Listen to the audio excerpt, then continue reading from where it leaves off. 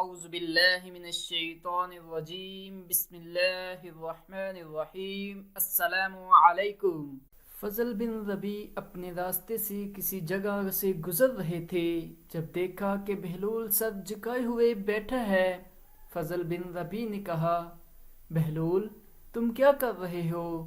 بہلول نے سر اٹھایا، فضل بن ربیع کو دیکھا اور کہا، میں آپ کے انجام کے بارے میں سوچ رہا ہوں، آپ کا انجام بھی جعفر برمکی جیسا ہوگا۔ فضل کے دل نے تیزی سے دھڑکنا شروع کیا، کیونکہ وہ ان الفاظ پر اتنا ڈرا ہوا تھا۔ اس نے کہا، اے بہلول، میں نے جعفر کی موت کے بارے میں سنا ہے، لیکن آپ کی زبان سے نہیں سنا۔ میں چاہتا ہوں کہ آپ مجھے کچھ بھی شامل کیے یا چھپائے بغیر اس کی موت کے بارے میں بتائیں۔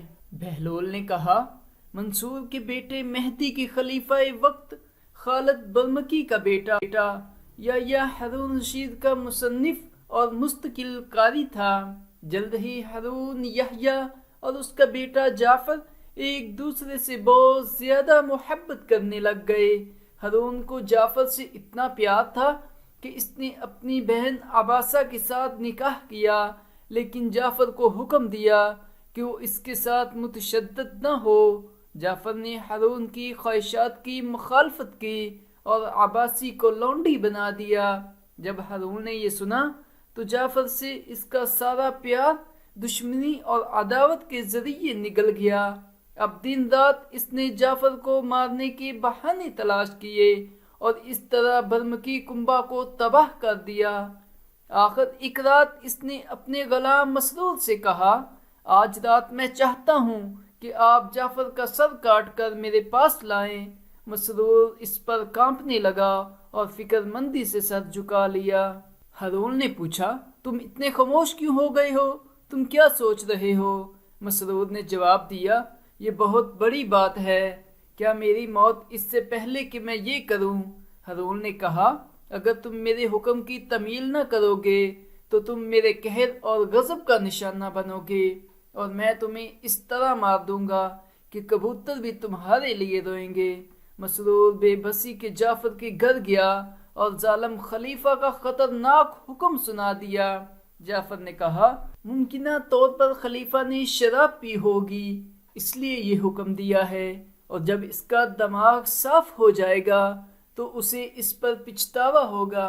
اس لیے میں چاہتا ہوں کہ آپ واپس چلے جائیں اور خلیفہ کو میرے قتل کی خبر دے دیں۔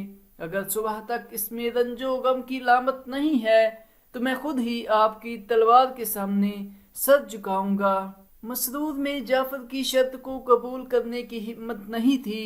اس نے کہا، میرے ساتھ اس شرط پر چلو جو ہمیں بادشاہ کے حلقوں سے الگ کرنا چاہتا ہے، شاید آپ کی محبت ہارون کو بے بس کر دے گی اور اس کا فیصلہ بدل دے گی۔ جعفر مسرور کے خیال پر راضی ہو گیا اور اس کی غم زدہ موت کی طرف چل پڑا۔ جب یہ دونوں پردے کے پیچھے پہنچے تو مسرور نے ہچکی شروع کر دی اور بہت خوف زدہ ہو گئے۔ وہ گیا اور خلیفہ کے سامنے کھڑا ہو گیا۔ ہارون نے پوچھا، مسرور کیا؟ مسرور نے جواب دیا، میں جعفر کو لایا ہوں، وہ یہاں پردے کے پیچھے کھڑا ہے۔ اگر آپ میرے حکم کی تعمیل میں کم سے کم ڈھیر پن یا نرمی کا مظاہرہ کرتے ہیں تو میں آپ کو پہلے مار ڈالوں گا۔ ان الفاظ کے بعد تاخیر کا کوئی راستہ نہیں تھا۔ مسرور جعفر کی طرف بھاگ گیا اور اس کا سر الگ کر دیا۔ ایک خوبصورت عسکریت پسند نوجوانوں کا سربراہ جو انتہائی نیک نیتی کے ساتھ مشہور تھا اور فضیلت اور قابلیت میں مہارت رکھتا تھا، وہ فراخ دلی اور فائدہ مند رہنما تھا۔ مسرور نے جعفر کا سر اپنے اوپر رکھا اور ہارون کو پیش کیا۔ ناجائز خلیفہ نے یہ نہیں سوچا تھا کہ یہ کافی ہے، لہٰذا اس نے پورے خاندان کو تباہ کرنے کا حکم دیا اور ان کی پوری دولت کو ضبط کر لیا۔ جعفر کی نعش کو بغداد کی قلعے پر لٹکا دیا گیا تھا، کچھ دن بعد اسے جلا دیا گیا۔ بہلول نے مزید کہا، اب اے فضل بن ربیع، مجھے تمہارے انجام کا خوف ہے۔ میں یہ سوچ کر کانپ گیا کہ آپ کا انتقال जाफर की तरह हो सकता है। बहलोल की बातों पर फजल बहुत खौफ ज़दा हो गया। इसने कहा, मेरी हिफाजत के लिए दुआ करें। अगर आपको ये कहानी अच्छी लगी है तो ज़रूर लाइक करें और चैनल को सब्सक्राइब करना न भूलें। इससे हमारी हौसला अफजाई होती है। जज़ाकल्लाह।